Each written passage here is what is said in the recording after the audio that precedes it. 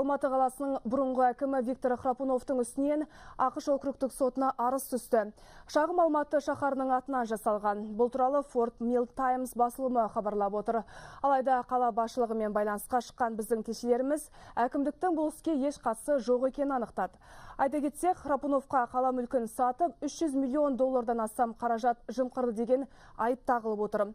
Бұрынғы әкім бұл ақшаға Калифорнияда, Нью-Йоркте, Европа мен Таяу Шығыста қымбат көлік, виллалар, кәсіпорындар сатып алған көрінеді. Арызданушы жауапкердің мүлкіне тыйым салып, оны Алматының қазынасына қайтаруды талап етуде.